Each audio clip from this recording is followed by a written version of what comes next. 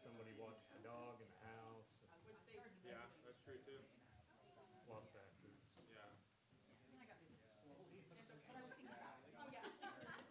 So you're going to be gone for how long? It's going to be 2 Sundays and 3 Wednesdays. Yeah. So, Cool. yeah. And we didn't want to be gone more than the one Sunday, but Yeah. just kind of ended up having to be necessary in order to see my brother Sure. and my nephew. So he's currently working in Austin.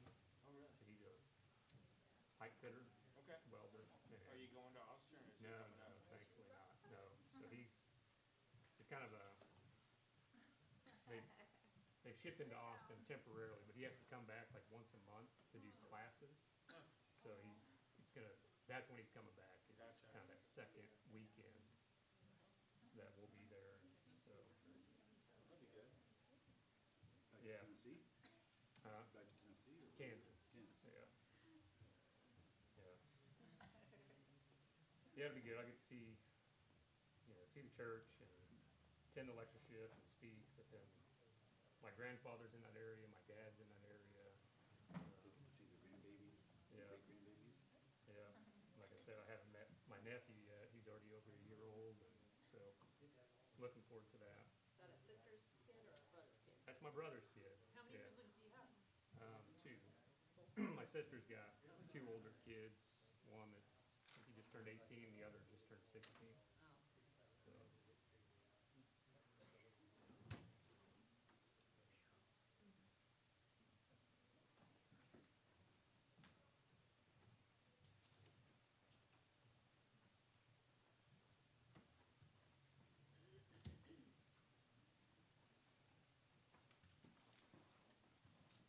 Scott, remind me to give you a different scripture reading for some. Oh, no. Yeah. I already got that memorized. Is it longer? No, pretty much the same. Okay.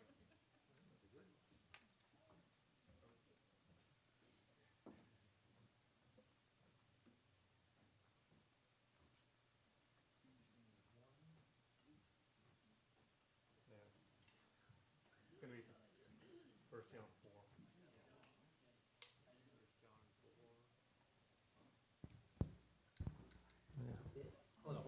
No. I'll text it to you.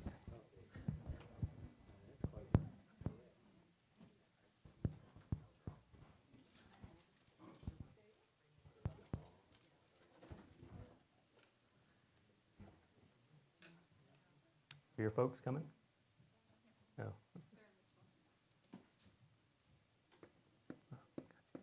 Took me a while to figure out what that meant. Sorry, they're with Yeah, brother. yeah, got it.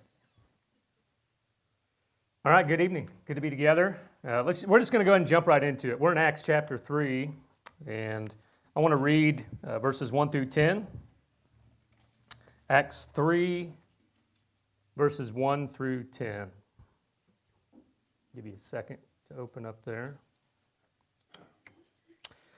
So again, just to kind of refresh our minds, this is coming right off the heels of the beginning of the church for all intents and purposes, to where Peter preached that first gospel sermon, and then there were 3,000 who responded in obedience to the gospel and put the Lord on in baptism. And then in verse 42 of chapter 2, they were continually devoting themselves to those 4 areas, and we spent all class period last week, talking about that and kind of how we can maybe practically apply that to our lives. And I hope it's something that we'll really think about, not just in this book we're studying, but all books, because, I mean, that's what it's all about, is how do we apply the Word of God into our lives. And so we're going to be doing that this week as well. And so let's pick up chapter 3, verse 1.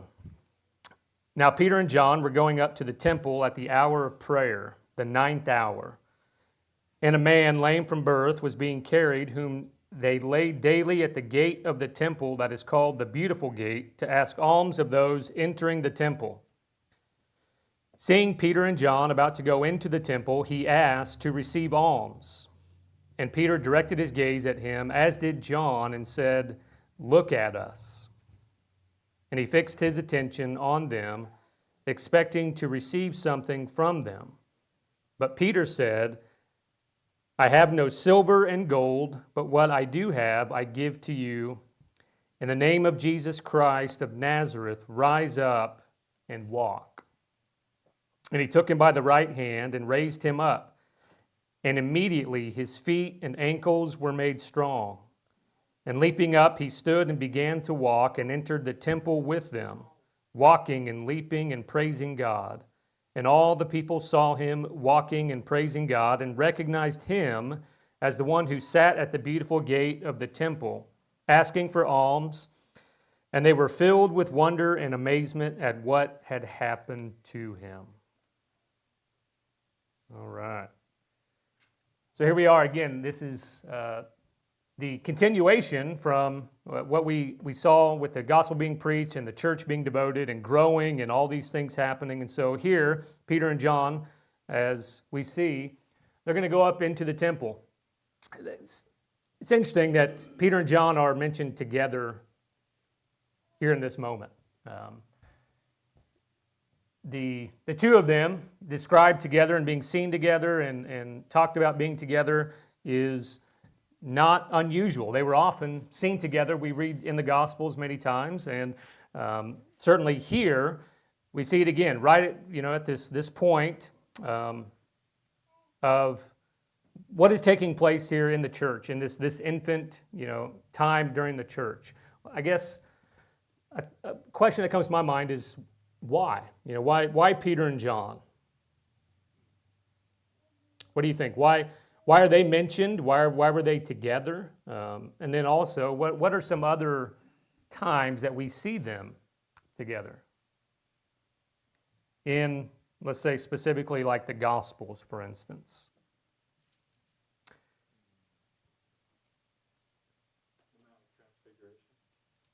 Okay. Yeah, right. Matthew 17. So Peter, James, and John. Right? They're with Jesus on the Mount of Transfiguration. Okay? Which kind of gives sort of a suggestion that, or maybe an implication that they were part of Jesus' inner circle. So maybe that helps answer a little bit of why, right? They're often described together, right? We have the list of the 12 apostles, but for whatever reason, Peter, James, and John are often mentioned and listed and described being together or separate from these, being with Jesus at different times when the others maybe weren't. Or even if they were, Peter, James, and John are mentioned when the others are not. So, yeah, the Mount of Transfiguration. Peter and John, right, go back together even before they knew Jesus and before they were following Jesus. How do we know that, and in what way were they acquainted with one another? Yeah, they fished together, right? They were fishermen together, okay? You can look at Luke 5 and verse 10, and so who were the other fishermen that was in this sort of this business? Maybe they had, again, this fishing business. Again, it seems to be more than just kind of casual fishing, right, for enjoyment, but the way they made their living. Yeah, maybe Andrew, but certainly James is part of that, right? So Peter, James, and John. James and John were brothers, okay? They were sons of Zebedee. And so, but they, at the very least, were partners with Peter. And so Andrew, being Peter's brother, maybe he was also a part of that. Another occasion, we see they worked together to prepare the Last Supper meal, the last Passover meal. That's Luke 22 and verse 8.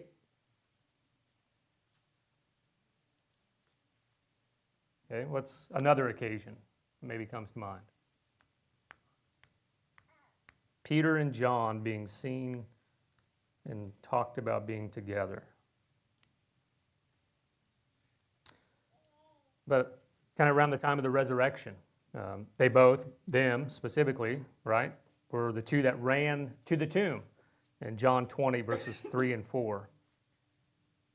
They weren't both at the foot of the cross. No, so John is described, right, as being at the foot of the cross, with Mary, but Peter's not mentioned. Maybe he was there. Maybe he was still struggling with his fear and just, because he had recently denied Jesus, and maybe he was still trying to hide out and not be associated, and we don't know. But he's not mentioned as being there. Oh, here? Yeah, right. Okay, so that's going to be a part of this whole thing. That's a good point. Okay, so we're going to see them, right, both being together, not just here, but kind of in the short-term future coming up. So they also were both there in John 21. And maybe this is a little bit too tying into why now, okay, they are part of being together. Just as we talked about, why was it Peter who was the one that stood up and began speaking back in chapter 2, okay, when the Spirit had come upon them and they were speaking in tongues, and Peter was the one that stood up. And we kind of hit on how Jesus had promised that he would be given the keys of the kingdom, okay, and so opening up the door for the kingdom to the Jews, but also, if you recall, we talked about Jesus' saying that he had prayed for Peter, okay, that Satan was going to sift him like wheat, and Jesus said that he had prayed for him, that after that sifting, that he would strengthen the brethren, okay, and we see, I think, some of that taking place here in these first few chapters. And John's a part of that too, but in John 21, okay, they were there with Jesus, that other instance, after the resurrection. They were having the breakfast, and that's Peter, do you love me? Peter, do you love me? Peter, do you love me? And John is seen, right, kind of just tailing along a little bit, right behind Peter and Jesus. They were walking, seems like they had breakfast, and they kind of started to walk away a little bit to talk, and Jesus is having that discussion with Peter. Well, John is not far behind, and they're both, right, talked about by Jesus with regard to what they are going to do and what they're going to sacrifice for the cause of Jesus and for the sake of the kingdom. That's John 21, 15 through 24. If you remember where Peter, at one point, after Jesus says, no, this is what's going to happen to you in the future. You're going to be taken places you don't want to go, and perhaps even more kind of implying the certain death that he was going to undergo. And then Peter sees John following behind, and he says, well, what about him, right? What about this guy?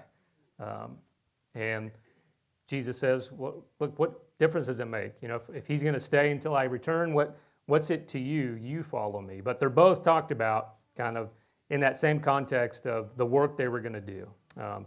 Either way, they are looked at as kind of some of the 2 or 3 leaders, if you will. Paul describes them as like pillars of the church. You think about what Galatians, as he touches on there, along with later it would be the other James, right? James, the Lord's brother, after James, the initial apostle, is executed, okay, the brother of John here. So either way, here we are with Peter and John, okay, they are together, and they're going up to the temple, it says at the 9th hour. So the temple, what an incredible thing it must have been to see this temple, okay. This was certainly a newer structure that had been kind of rebuilt by who at this point? Do we remember? Yeah, Herod the Great, okay? So kind of had restored, if you will, kind of Trump right now is doing some restoration on the White House, and people are losing their minds over it.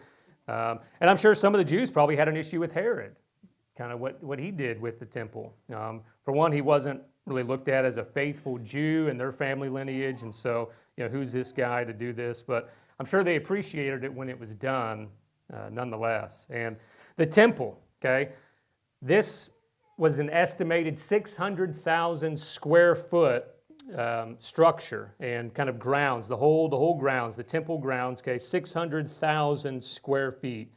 And the gates are mentioned here. There's suggestions that there's 9 to 10 gates, okay, leading into the temple. These gates would lead into, and this is kind of just an artist, I think this is actually a miniature kind of recreation of it that's actually in Jerusalem.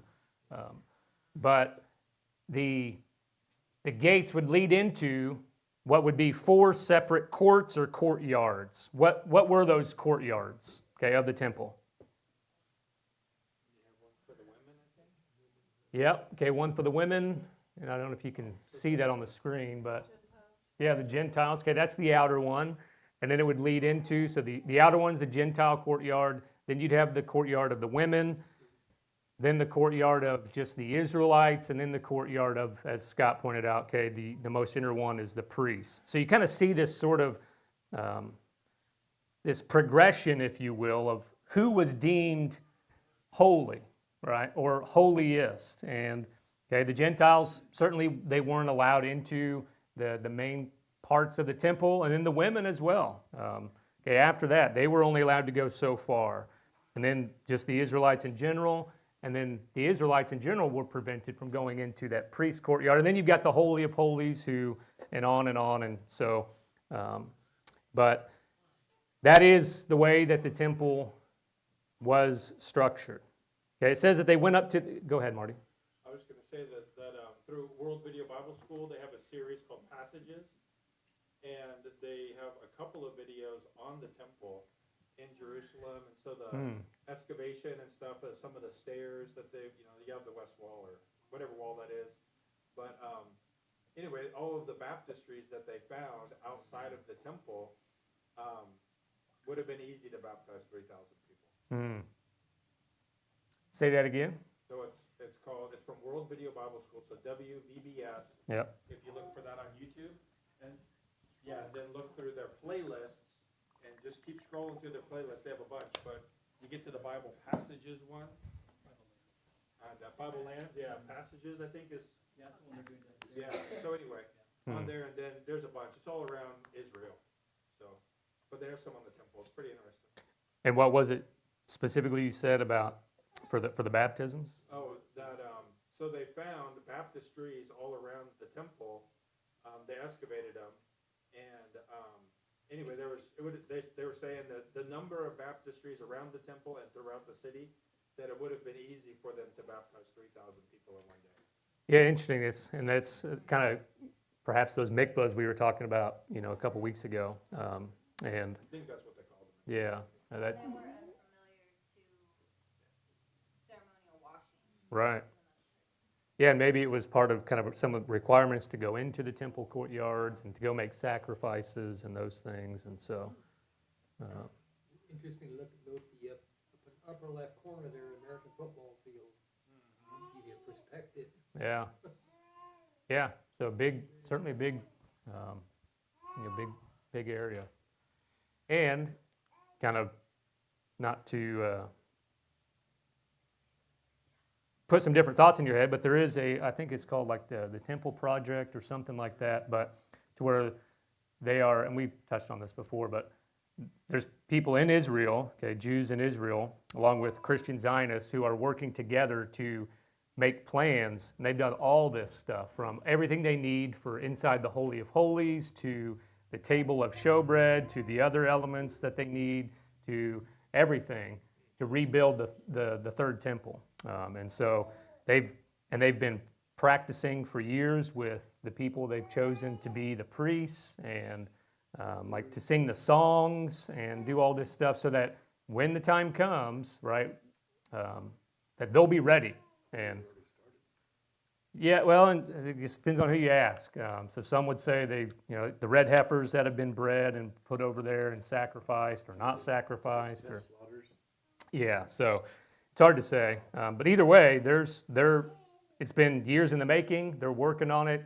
It's 100% real to them, and they're just waiting for a time. So again, it's the last thing I'll say about this, but a lot of the talk in the last couple weeks about annexing the West Bank, that would be a requirement if this is going to happen, because the Dome of the Rock right, the third holiest site in Islam, will have to be destroyed in order to rebuild the temple because it's on the same location. So that Temple Mount area, That's not gonna go over good. probably be a few people that are upset about that. So, yeah. But anyway, here they were, okay, Peter and John going up as Christians to the temple, okay, at the hour of prayer, the 9th hour. Why? Why were they going up to the temple? Okay, after all, they're Christians, right? They're no longer Jews. So why were they going up to the temple at the hour of prayer? There'd be a lot of people there. Okay, To share Jesus. okay. Yeah. Yeah, right. So as Marty pointed out, a lot of people there. So the hour of prayer. Okay, what's likely referenced with regard to that? When was the hour of prayer? This says the 9th hour. 3 in the afternoon. Yeah, that's kind of the accepted understanding of that. So 3 in the afternoon, the 9th hour. So the day started at 6 a.m. So the 9th hour of the day would be 3 p.m. Okay, in the hour of prayer. So this would coincide with the evening sacrifice of right around that 3 p.m. Okay, the priests made 2 daily sacrifices, one in the morning and then one in the afternoon before the sun went down. And the Jews gathered 3 times a day, okay, in the court of the women, interestingly, for prayer. So we see the 3rd hour, okay, at 9 a.m. was the first one.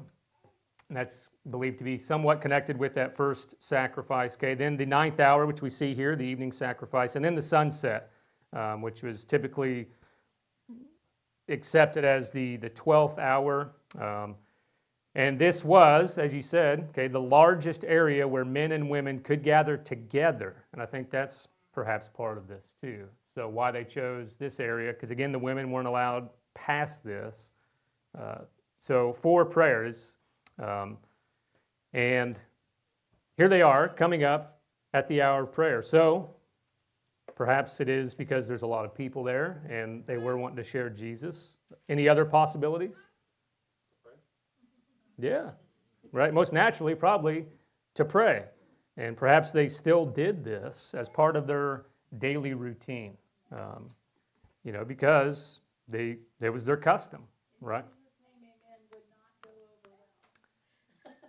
Yeah, well, and they're going to actually kind of, right, express that. And we're going to see next chapter an important question asked with regard to that. So hold on to that thought, Wanda, because that's crucial.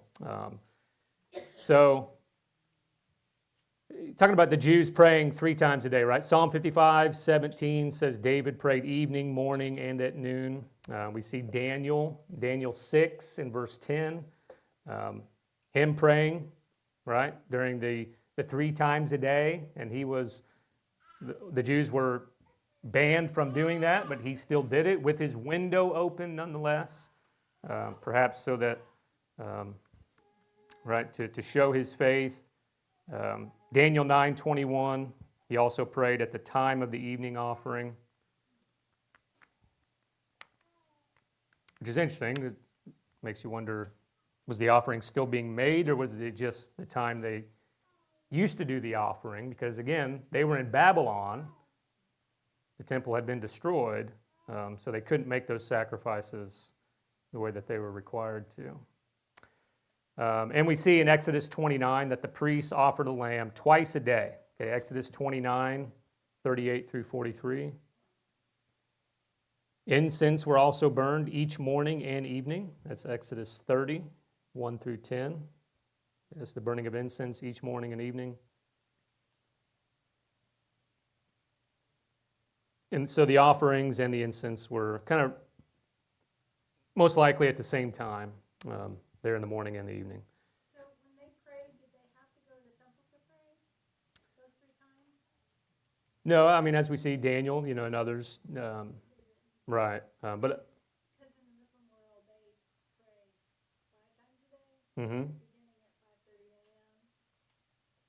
with the call to prayer. yeah. I mean, that's, Again, a lot of them are pretty right, punctual with that. And so no matter where they are, what they're doing in their day, they'll stop and, get out their prayer mat and pray. And yeah, so good question. I mean, but as we see, perhaps the bulk of them, if they were in the area, would come to the temple to do it with, the women and others, and probably the Pharisees that were there. But not everybody lived in Jerusalem, right? So, they would travel for maybe the other feasts and the festivals, but not just to pray every day. But I think, but that you bring it up. So, okay, we're talking about them being Christians and now coming. So, I don't know. Have you ever thought about? I mean, was it right or wrong for them to come to the temple and engage in these things? Paul went to the synagogue on the Sabbath. Okay.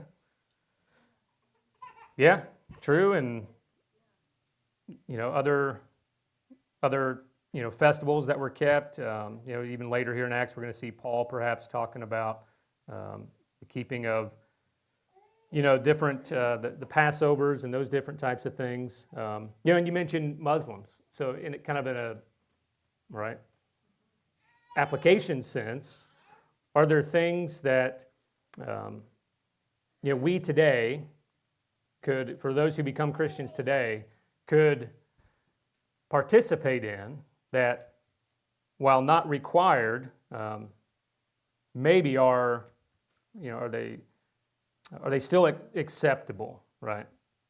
I guess if that's the right question to ask.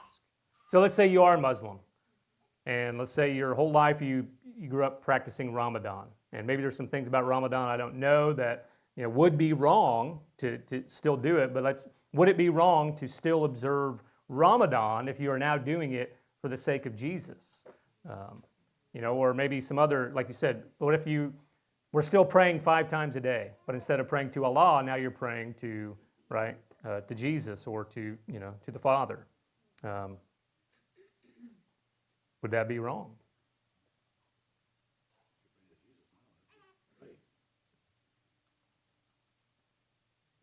Yeah. Any other, any thoughts? I'm curious. I'm just throwing it out there, like other things that we can do. I'll give you an example. So several years ago, we were doing an evangelistic campaign in Fort Defiance, Arizona, on the Navajo reservation. And we had a gospel meeting, and some of the locals came, of the Navajo people. And one of the questions that was brought up had to do with, them becoming Christians and still participating in things such as the eating of the family's meals, like the blood sausage that they would make, and different other foods that they ceremonial made, and then also like the sweat lodges. That was an annual sort of festival thing that a lot of them would do. Is they would go out to the wilderness in these tents up in the desert and the mountains, and they were sweat tents, sweat lodges, and so they genuinely were curious, right? If we become Christians, or if we are Christians, can we do these things? Is it wrong to still do these things? Why do they do that? Is it a religious thing that they do go and sweat? Or is it a health reason? Yeah. Huh? It's religious. If you're doing it because you're calling it law, and you're supposed to do it, and also holding others around you to do that because if it's law, then you're wrong. If you're doing it because there's some health factors to it, and you're doing it for that purpose, I don't think you're wrong. Just like praying 5 times a day. Again, I pray throughout the whole day sometimes. Some days a lot more than others. But I don't think that's wrong. But if I told everybody else that that's what they had to do, or held to it, when you make it law, then we run into trouble. Yeah, and we see that being practiced and taught throughout here in the New Testament, don't we? From Paul and some others, whether it be the keeping of the Sabbath, from these former Jews who are now become Christians. A lot of them seem to, whether it's struggle is the right word, or just genuinely not want to give up the things that they used to do. So keeping of the Passover, the Sabbath, right? Refraining from certain dietary things. And Now, there was, in some ways, some areas of these practices, they were told, no, you shouldn't do it. Like Peter, right? Not associating with the Gentiles. Well, that's sinful.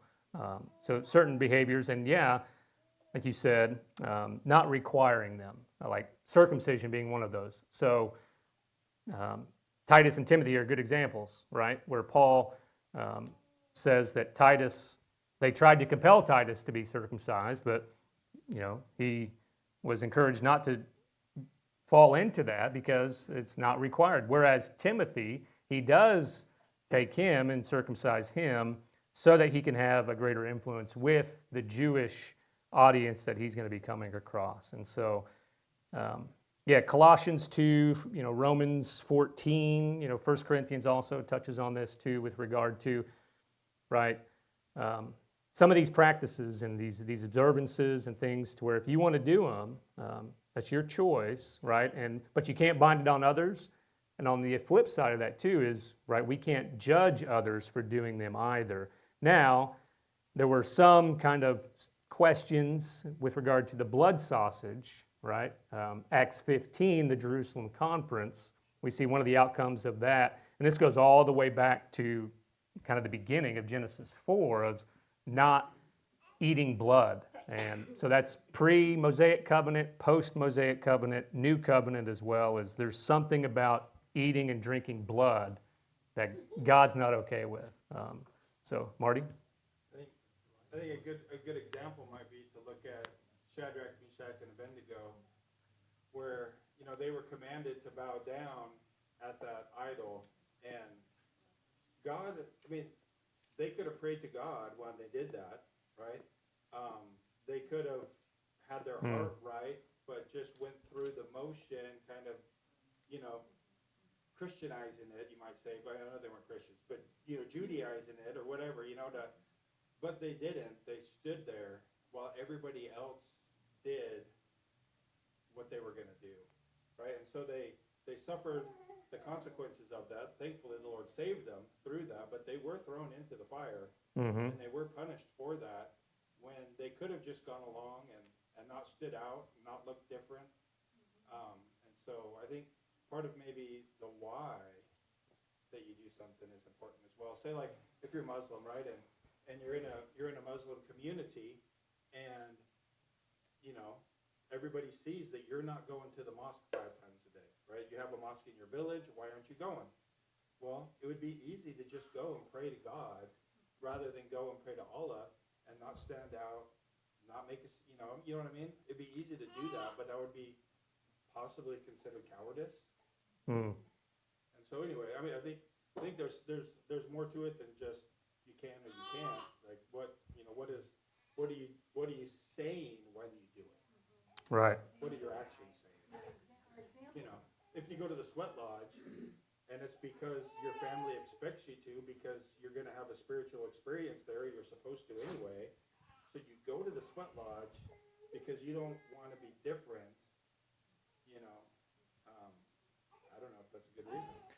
Yeah, no, good points. And some of the things they brought up with regard to the sweat lodge was that, no, there are gods that they're praying to, they're pagan gods and this and that. And so, if you are understanding that that's why you're doing it and why they're doing it, then yeah, maybe your conscience would be violated. Just as kind of Paul talks about, right, with the eating of meat. If you know it's sacrificed to an idol, then probably you shouldn't eat it. But if you don't know and it's, just meat and you don't ask, don't tell type thing, and go ahead.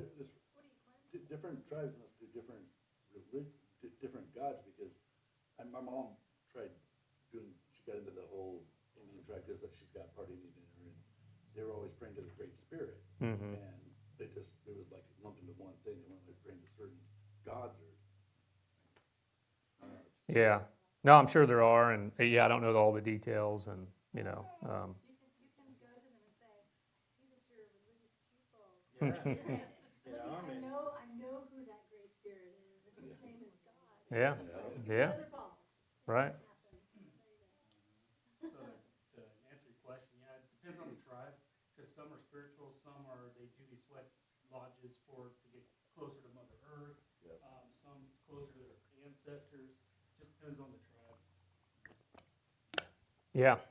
And so again, if you're Muslims or, others, this may, with a growing Muslim population in our country, you may experience this at some point with these questions, but also, you think about people like whether they grew up Catholic and maybe it's keeping of Lent every year, or maybe it's a crucifix in their house or something like that. Again, what's the purpose behind it? Or maybe they're used to making the sign of the cross, things like that. Or, Halloween's in a couple days. I know there's different feelings about keeping of, Halloween and kind of its connection with, right, demons and witches and things like that. And, is it wrong? 100%. Can we ban Christians from observing Halloween? And, or either other holidays, whether they have a religious connotation or secular, like Christmas or Easter or St. Patrick's Day, Valentine's Day, these different types of things. I think they kind of fall along those similar lines. So. I think Paul's example of going from place to place and meeting the synagogue, or going to Athens and meeting in kind of the center of the religious atmosphere, that to me shows kind of the best approach, because he didn't just like go to blend in, he went to specifically draw attention to the truth in those places. Yeah. Not only can we consider like what's right and what's wrong, where's the boundary for us to kind of like conform, but also how can we use those things as almost leverage. Absolutely. And that should always be in our minds, and that's kind of makes me think Paul speaking about, he does all things, he's all things to all men so that he can save some. And, so if he did go to, right, Mars Hill, my wife has kind of spent many years feeling like if she was to go to a Buddhist temple, that she wouldn't go to a Buddhist temple, like whether it be Angkor Wat or any of these other ones, because in her mind, like God would not be okay with that, because she is, attending that as a tourist and maybe even giving money if you got to go on the grounds to pay and these. So in her mind, her conscience would be violated to do that. I don't know if she still feels that way or not, but if you're going there to try to talk to people, and like you said, Wanda pointed out, hey, let me talk to you about, the great spirit of the world, and these, I don't know, but nonetheless, these Jewish Christians, at least for quite a few years, we're going to see many of them still practicing their Jewish practices, in addition to now the New Covenant practices as well. And so, and some it caused issues, right? And a lot of them were trying to require it for the Gentiles, and then the Gentiles were doing certain things, perhaps still like that the Jews weren't comfortable with either. And so it's interesting, when we think about kind of today and some of the differences that we have, and that there were grave differences even here in the first century in this early church, and they had to work through them. So, any other comments with that? Go ahead, Tanya, and then Joseph. I was just going to say, I think too we have to be careful, because we have to remember that we're supposed to be set apart and that we're examples to Yeah. those around us, and people who aren't Christians are watching us even sometimes when we're not aware. So if we're trying to go along with things in an outward appearance to not stand out, but inwardly our mind is where we think it's supposed to be with God, we're not emulating Christ anymore to those around us. We're just going along with what everybody else is doing according to what people see around us. So I think too, you have to be careful, even though your heart might be in a right place, you really have to pay attention to, like Marty said, the why, and what you're portraying to the people around you, because we are watched all the time. Yeah, for sure. And again, talking about kind of former practices and former lives, I used to frequent bars, right? And now that I've become a Christian, I don't.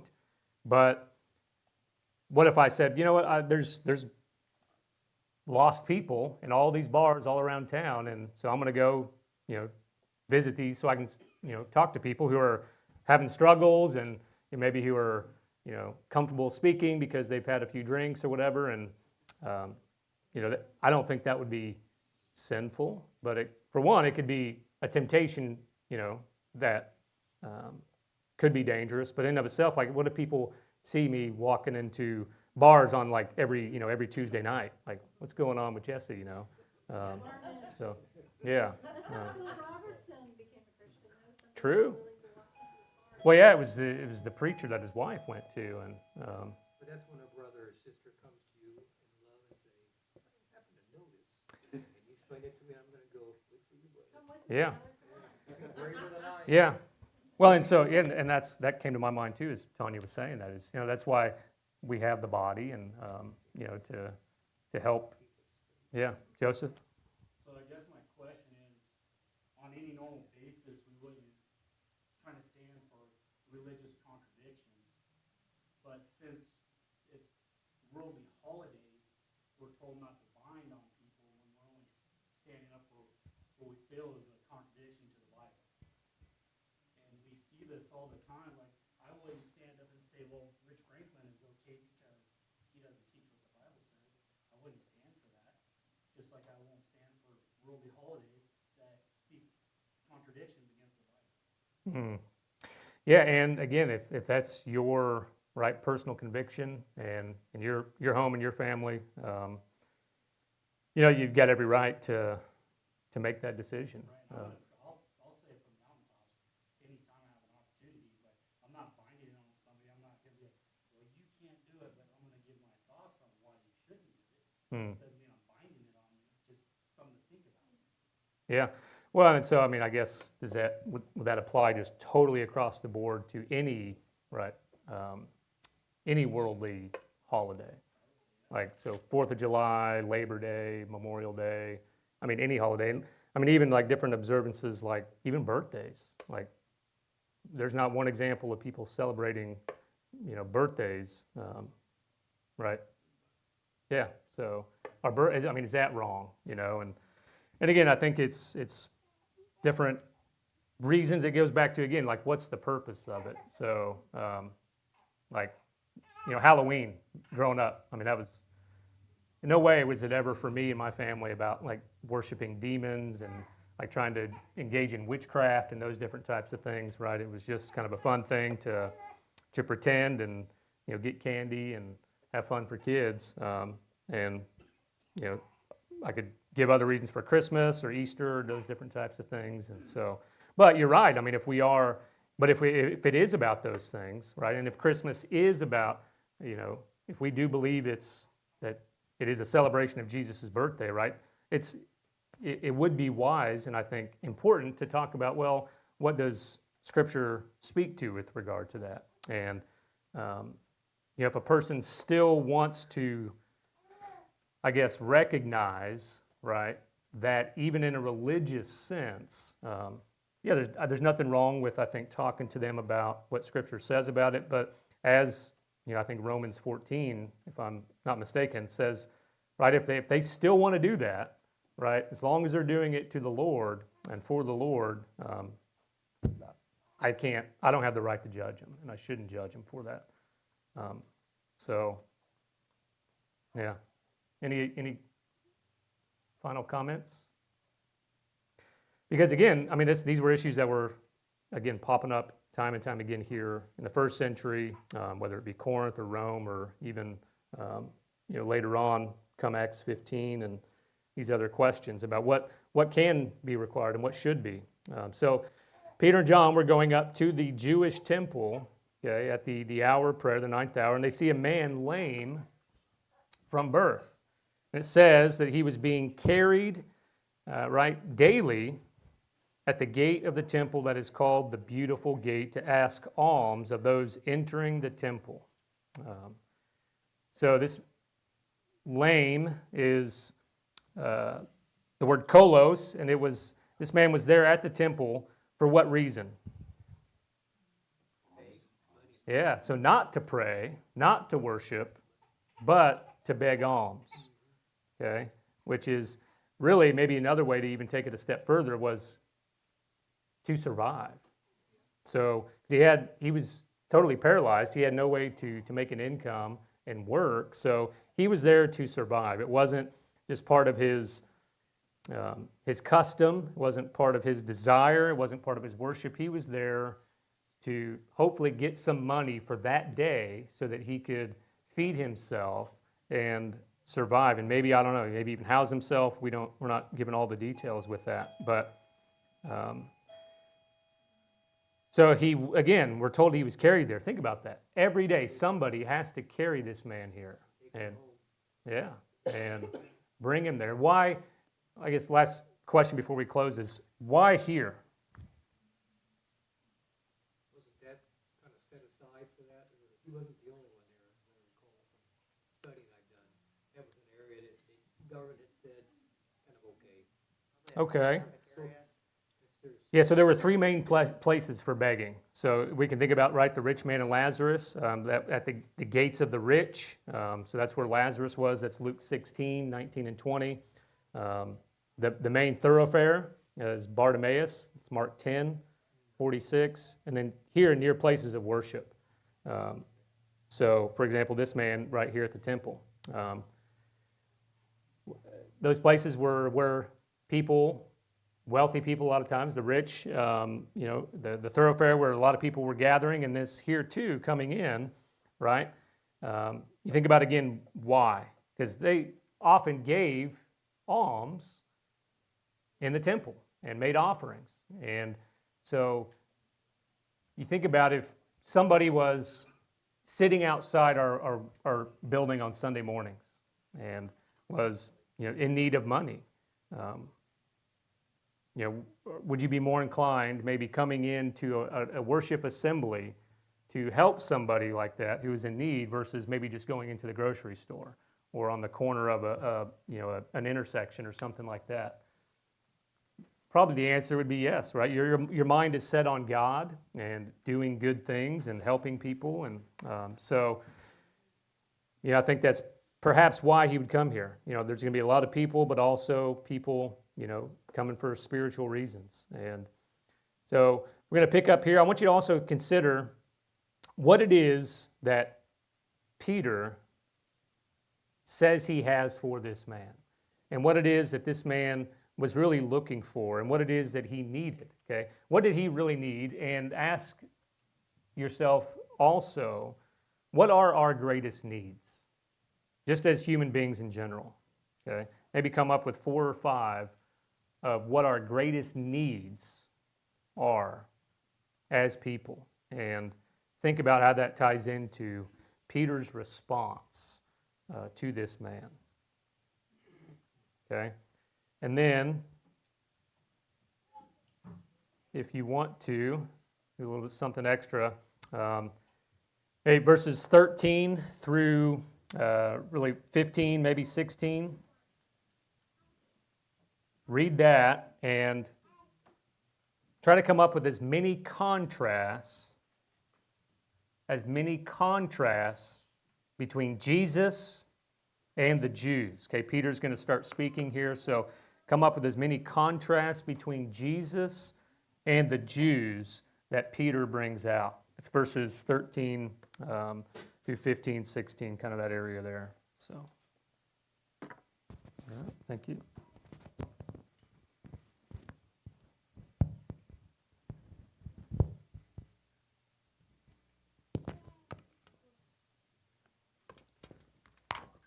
Scott's got the songs, and then John has the Devo for us.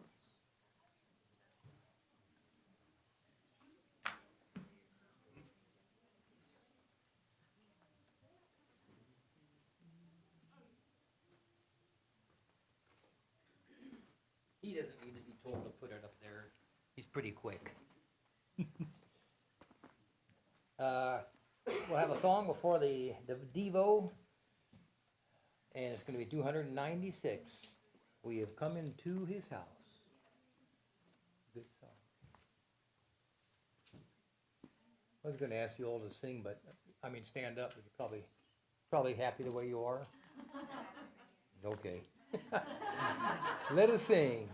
We have come into his house and gathered in his name to worship him.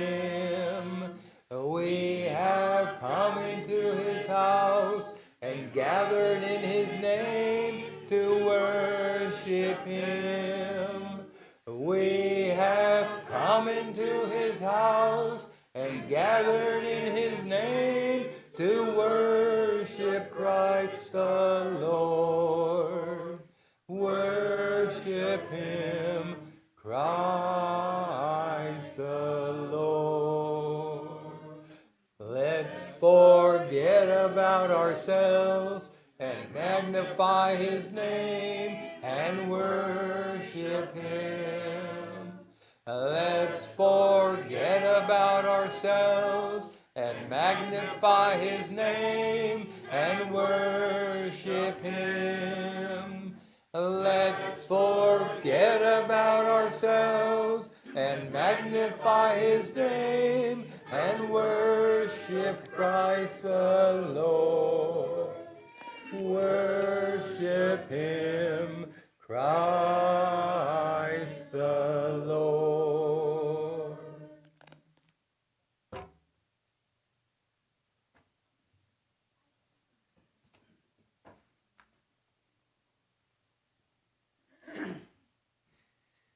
Okay, I guess that's me. Ooh. That's me. The 103rd Psalm. If you would.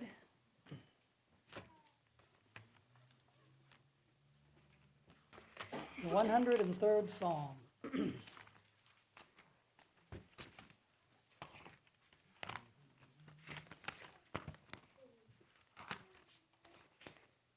Now, this is the God we know. But as we were talking in class, think about how many don't know him in this way. Bless the Lord, O my soul, and all that is within me. Bless his holy name. Bless the Lord, O my soul, and forget not all of his benefits, who forgives all your iniquities, who heals all your diseases, who redeems your life from destruction, who crowns you with loving kindness and tender mercies, who satisfies your mouth with good things, so that your youth is renewed like the eagles. The Lord executes righteousness and justice for all who are oppressed. He made known his ways to Moses, his acts to the children of Israel. The Lord is merciful and gracious, slow to anger, and abounding in mercy. He will not always strive with us, nor will he keep his anger forever. He has not dealt with us according to our sins, nor punished us according to our iniquities. For as the heavens are high above the earth, so is his mercy, so great is his mercy toward those who fear him. As far as the east is from the west, so far he has removed our transgressions from us. And as a father pities his children, so the Lord pities those who fear him, for he knows our frame, and he remembers that we are dust. As for man, his days are like grass, as a flower of the field, so he flourishes. The wind passes over it, and it's gone, and its place remembers it no more. But the mercy of the Lord is from everlasting to everlasting on those who fear him, and his righteousness to children's children, to such as keep his covenant, and to those who remember his commandments to do them. The Lord has established his throne in heaven, and his kingdom rules over all. Bless the Lord, you his angels who excel in strength, who do his word, heeding the voice of his word. Bless the Lord, all his hosts, you ministers of his who do his pleasure. Bless the Lord, all his works in all places of his dominion, and bless the Lord, O my soul. You were talking in class about some of the Native American things and some of the Muslim things. It is the great tragedy, incalculable loss, that people don't know this God here, that they don't know him. The prophets would rebuke Israel over and over again. You do not know him, you do not know him, you do not know him. Jesus comes, he rebukes the Jews, John chapter 8. He's my father, he's not your father's the devil, you do not know him. And this is just, even among what I'll call Christian circles, how many people are fearful and terrorized of the God of the Old Testament? And I just take all that to encourage, number one, we can come to know him. But number two, there's a warning there, I think, for us as well, that we not get caught up in our own ideas about who he is or about what we think he's like, but accept him as he presents himself. And of course, this is our great challenge in life, is to come to know him. But we're fortunate in ways David was not, in that we live on this side of the cross. And so we know the Word did become flesh and did dwell among us. And we did behold his glory, and we behold it through the Scriptures, the glory of the only begotten of the Father, full of grace and truth. And of his fullness we've all received, and grace, for the law came through Moses, but grace and truth came through Jesus Christ. No one has seen God at any time. The only begotten Son, who's in the bosom of the Father, he has declared him. Through Jesus, we can come to know him. And this is the great challenge and the great privilege of our lives. But when we see people caught up in these other things, it's not a competition. They've missed the point of life. To know him is to have life. And it's our great privilege to be able to, in some small way, hold him up and tell them about him. Let's see, Jeremiah chapter 9, just by way of closing. Very well-known passage. Let not the wise man glory in his wisdom. Let not the mighty man glory in his might. Let not the rich man glory in his riches, but let him who glories glory in this, that he understands and knows me, that I am the Lord, exercising loving kindness, judgment, and righteousness in the earth. For in these I delight, says the Lord. To know him is to know glory. And it's the only glory that we need, and it can't be surpassed.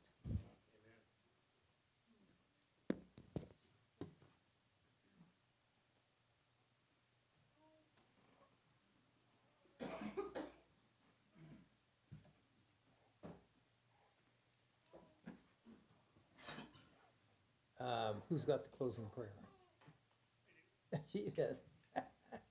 Okay. This time we do get to stand, if you would, for our closing song, and then our closing prayer. This wonderful dinner that we had and fellowship. Probably time to move the body just a little bit. Wonderful story of love. Let us sing. Wonderful story of love, tell it to me again. A wonderful story of love, awake the immortal strain. Angels with rapture announce it, shepherds with glory receive it.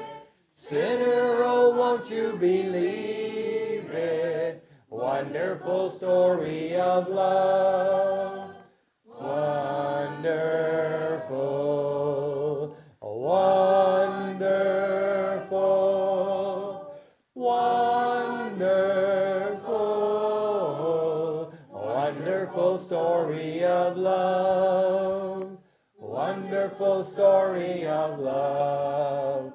Though you are far away, wonderful story of love, still he hath called today, calling from Calvary's mountain, down from the crystal bright fountain, even the dawn of creation, wonderful story of love, wonderful,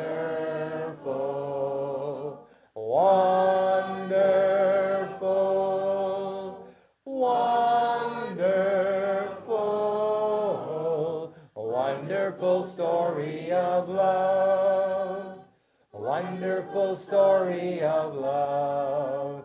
Jesus provides a rest, wonderful story of love, for all the pure and blessed. Rest in those mansions about us, with those who've gone on before us, singing the rapturous chorus, wonderful story of love, wonderful, wonderful, wonderful, wonderful story of love. Amen. Closing prayer.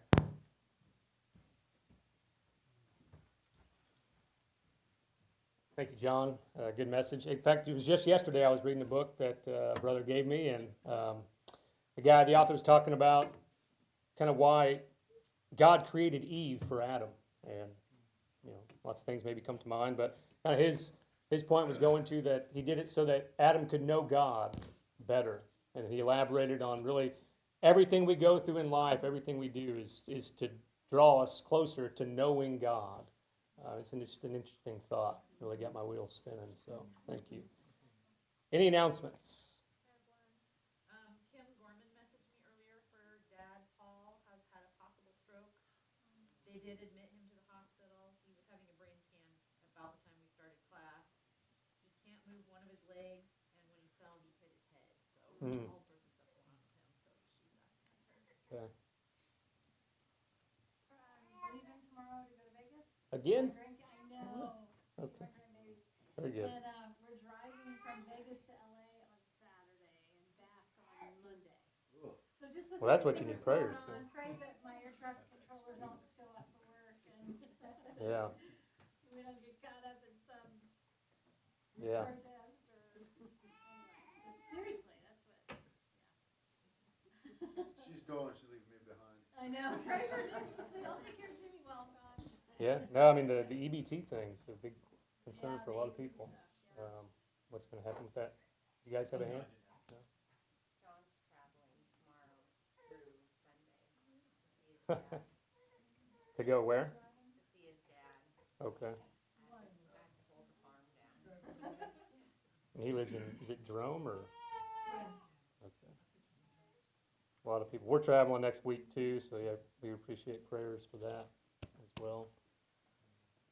There is isn't there the teacher lunch this coming Sunday after worship? Okay, so no food. All right. So, yeah, no food. Huh? Oh, yeah. We fall back. Yeah. Sunday. Yeah. Work party on Saturday? Oh, is that Katie's? Yeah. Okay. She needs a head count, so if you're coming, let her know. She's gonna bring food.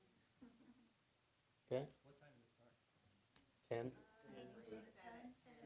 Okay, I didn't hear a time. 10 to 3. Oh, 10 to 3. That's what the email said. Ladies' Day at Valley. This weekend, Saturday.